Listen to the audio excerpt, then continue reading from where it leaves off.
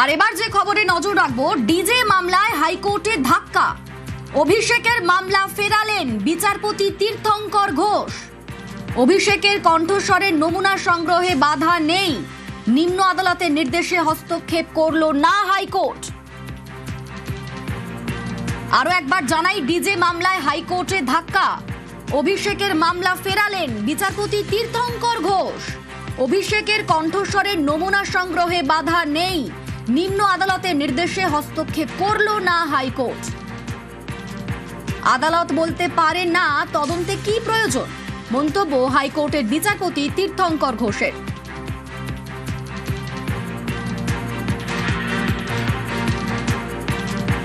আরো একবার জানাই, ডিজে মামলায় হাইকোর্টে ধাক্কা। অভিষেকের মামলা ফেরালেন বিচারপতি তীর্থঙ্কর ঘোষ।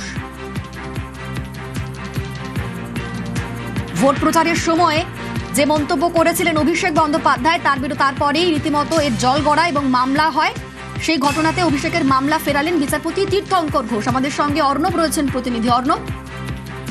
দেখো, অভিষেক বন্দ্যোপাধ্যায় সাংসদ যে মন্তব্য করেছিলেন সেই সংক্রান্ত এই মুহূর্তে মামলা সিআইডির কাছে রয়েছে এবং তার কণ্ঠস্বরের নমুনা সংগ্রহ করতে চেয়ে সিআইডি তাকে নোটিশ দিয়েছিল। আজকে তিনি এখনো পর্যন্ত কমপ্লাই করেননি।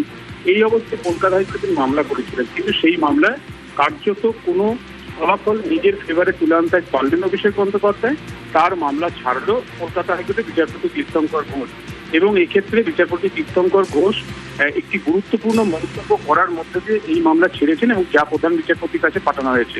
তিনি বলেছেন, তদন্তকারী সংস্থা তদন্তের প্রয়োজনে কিভাবে কার বক্তব্য নেওয়া প্রয়োজন বা কোনটা প্রয়োজন কোনটা অপ্রয়োজন সেটা কখনো আদালত ঠিক করে দিতে পারে না।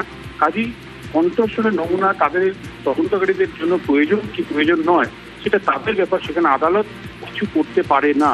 এর পাশাপাশি তিনি জানিয়েছেন, যেহেতু অভিষেক বন্দ্যোপাধ্যায় আগেই এই ডিজে সংক্রান্ত মন্তব্য মামলায় বিচারপতি সৌগত ভট্টাচার্যের বেঞ্চে এফআইআরটাই খারিজ করতে যে আবেদন করেছিলেন, সেই মামলা ইতিমধ্যে শুনানি হয়েছে, সেখানে রক্ষা কবচ পেয়েছেন অভিষেক বন্দ্যোপাধ্যায়। কাজেই ওই একই বেঞ্চে এই মামলারও শুনানি হওয়া উচিত। অর্থাৎ কলকাতা হাইকোর্টের দুটো আলাদা একক বেঞ্চ, একটি ক্রিমিনাল বেঞ্চ, একটি রিট বেঞ্চ, একই ব্যক্তি একই এফআইআর এর উপরে দুটো আলাদা প্রসিডিং এভাবে চলতে পারে না। তাই তিনি মামলাটি ছাড়লেন এবং প্রধান বিচারপতি এখন বেঞ্চ নির্দিষ্ট করবে অভিষেক বন্দ্যোপাধ্যায়ের গলার কণ্ঠস্বরের নমুনা সংক্রান্ত এই মামলা কোর্ট বেঞ্চে শুনানি হবে। কিন্তু তার যে মন্তব্য, সেই মন্তব্য কিন্তু অত্যন্ত গুরুত্বপূর্ণ।